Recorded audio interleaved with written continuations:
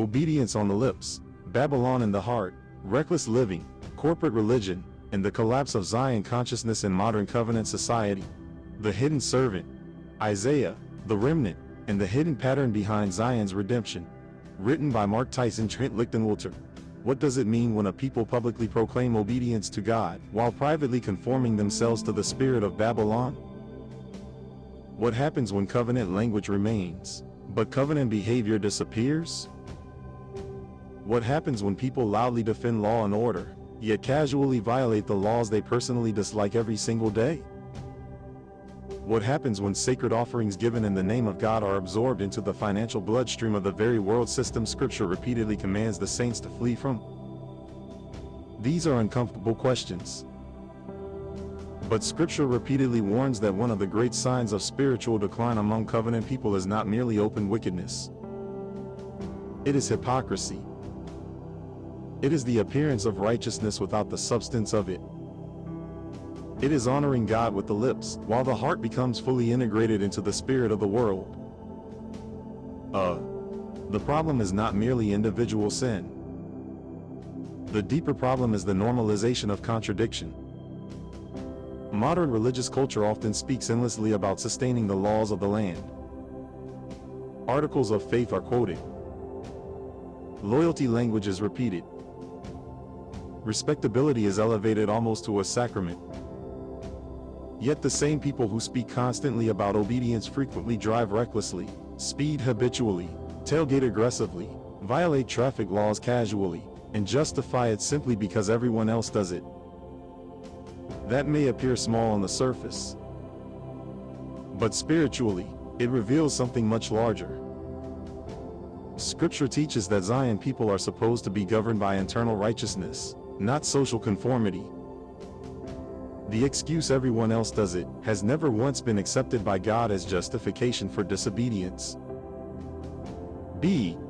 The broad road has always been crowded. The narrow path has always been lonely. Christ himself declared, "Enter ye in at the strait gate, for wide is the gate, and broad is the way, that leadeth to destruction, and many there be which go in thereat." C. Yet modern society, including religious society, has normalized the exact opposite mentality. If the majority does something, it becomes acceptable. If culture approves of something, conscience becomes silent. If enough people violate the law together, people stop even recognizing rebellion as rebellion. This same contradiction appears not only in daily conduct, but increasingly within institutional religion itself. When sacred things finance Babylon, one of the most sobering teachings associated with early Restoration theology is the repeated warning against building up Babylon through economic participation and worldly accumulation. D. Joseph Smith declared, God had often sealed up the heavens because of covetousness in the church. Said he, how many will it take to save them? We want the riches of eternity, and will not spare the earthly things. E. The issue was never merely wealth itself. The issue was attachment to Babylon's systems. The issue was trusting financial structures more than God. The issue was gathering wealth while failing to establish Zion. And yet modern religious institutions increasingly function almost indistinguishably from massive corporate financial entities. Sacred tithes and offerings, funds donated by ordinary believers sacrificing in faith, are often invested into the same global economic system Scripture repeatedly identifies with Babylon: multinational banking structures, defense contractors, pharmaceutical corporations, investment portfolios, real estate empires, hedge funds, and massive market-based wealth accumulation systems. The contradiction becomes staggering when compared directly against Scripture. The Book of Mormon repeatedly warns that the latter-day Gentiles will become lifted up in the pride of their hearts above all nations, and become full of all manner of lyings, and of deceits, and of mischiefs. F. The Doctrine and Covenants commands, Go ye out from Babylon. Be ye clean that bear the vessels of the Lord. G. The Book of Revelation gives the same warning. Come out of her, my people, that ye be not partakers of her sins, and that ye receive not of her plagues. Yet what does it mean to come out of Babylon, if covenant institutions themselves become financially intertwined with Babylon's systems?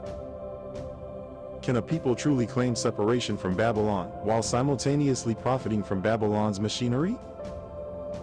Can Zion be built through the investment strategies of the world? These are not attacks against individuals trying to survive economically. Nearly everyone is trapped to some degree inside Babylon's systems.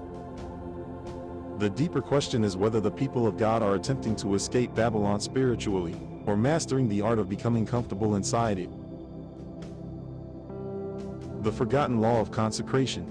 Perhaps one of the clearest signs of this contradiction is the near total disappearance of serious discussion surrounding the law of consecration and the united order. Modern religious culture often speaks of tithing constantly while rarely speaking of consecration at all. But Scripture does not present consecration as optional symbolism. It presents it as the economic foundation of Zion. The Doctrine and Covenants declares, "It is not given that one man should possess that which is above another, wherefore the world liveth in sin." The Book of Moses describes Zion with unmistakable clarity. "And the Lord called his people Zion, because they were of one heart and one mind, and dwelt in righteousness, and there was no poor among them." Not fewer poor. No poor. That is not merely charity. That is an entirely different economic consciousness. Brigham Young taught, "My greatest fear for this people is that they will get rich in this country, forget God and his people, wax fat, and kick themselves out of the church." That warning now sounds almost prophetic.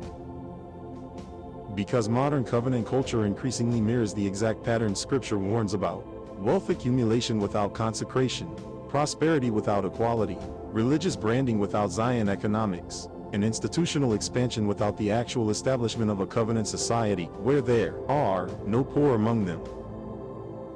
The early saints at least attempted forms of consecration. Modern religious society often treats the entire concept as impractical idealism, while simultaneously celebrating massive institutional financial growth as evidence of divine favor. But Scripture never teaches that financial accumulation is proof of righteousness. Babylon is wealthy too.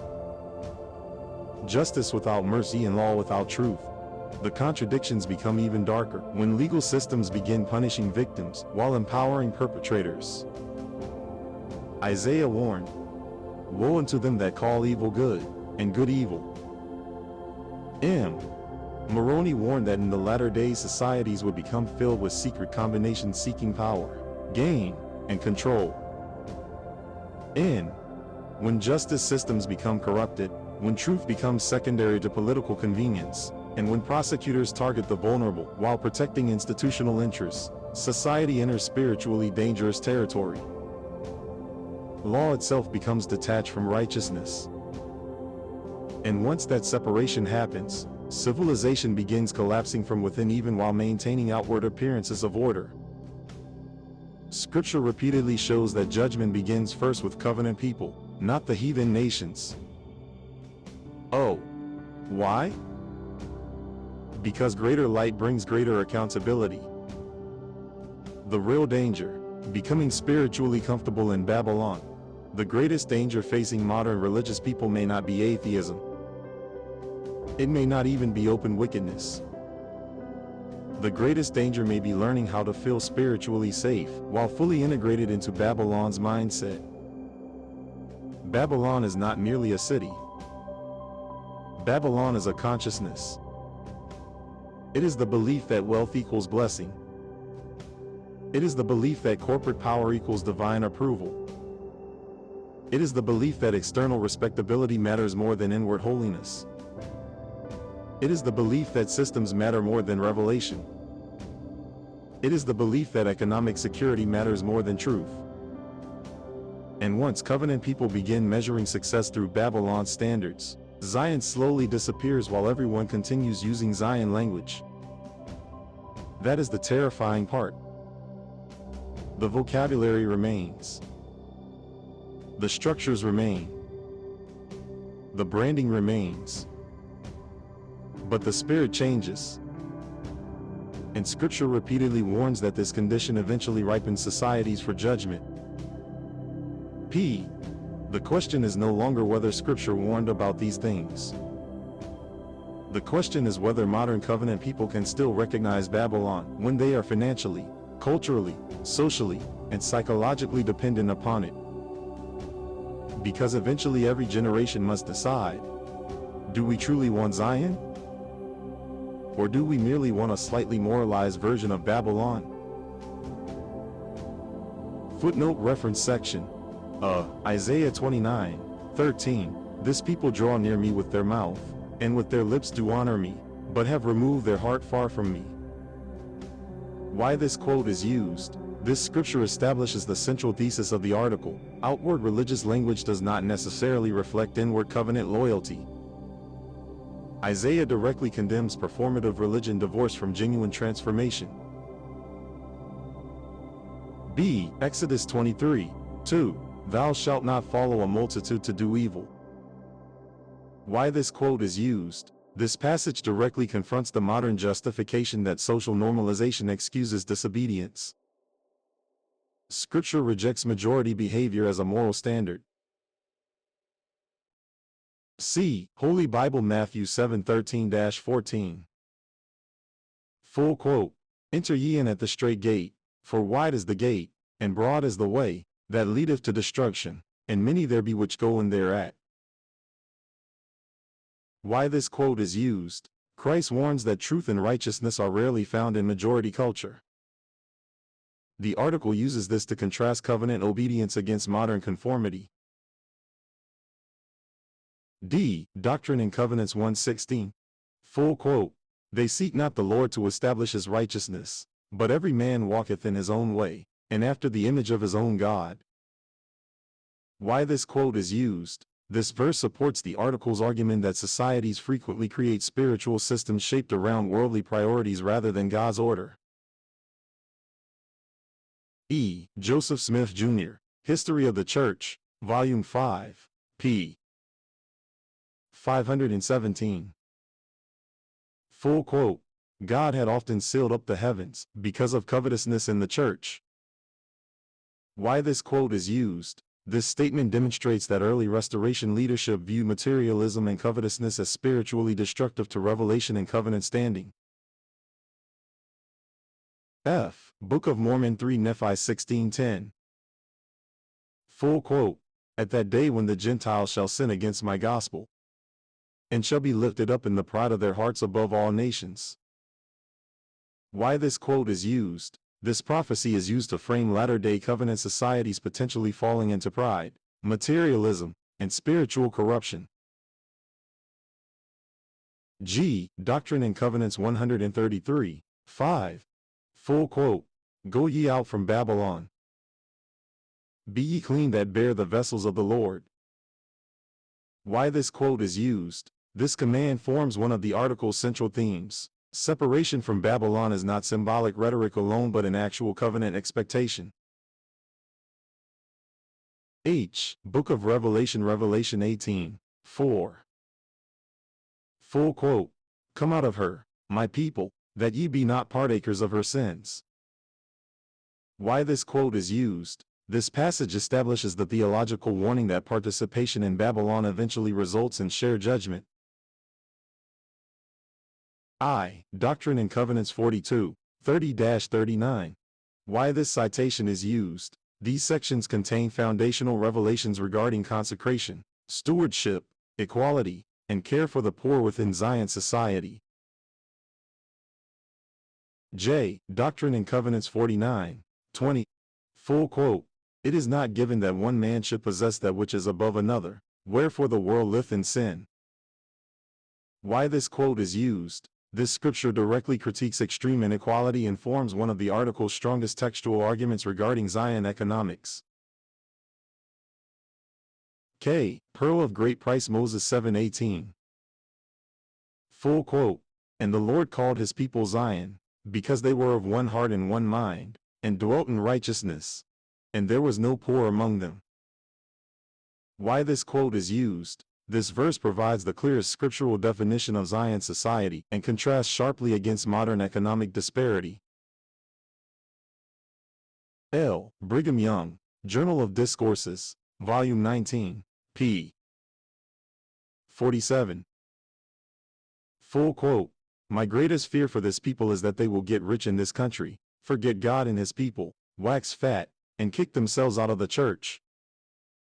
Why this quote is used. This quote is used to show that even early LDS leadership feared prosperity would spiritually corrupt covenant people. M. Holy Bible, Isaiah 5:20. Full quote. Woe unto them that call evil good, and good evil. Why this quote is used. Isaiah's warning supports the article's criticism of moral inversion within legal, political, and institutional systems. N. Book of Mormon Ether 8:23. Full quote. Suffer not that these murderous combinations shall get above you. Why this quote is used. Moroni warns covenant societies against systems of hidden power, corruption, and control that eventually dominate nations. O. Holy Bible 1 Peter 4:17. Full quote. For the time has come that judgment must begin at the house of God. Why this quote is used. This scripture reinforces the article's argument that covenant people bear greater responsibility because of greater spiritual light. P. Doctrine and Covenants 112, 24-26. Why this citation is used. These verses warn of judgment beginning among the Lord's covenant people when they reject correction and become spiritually hardened.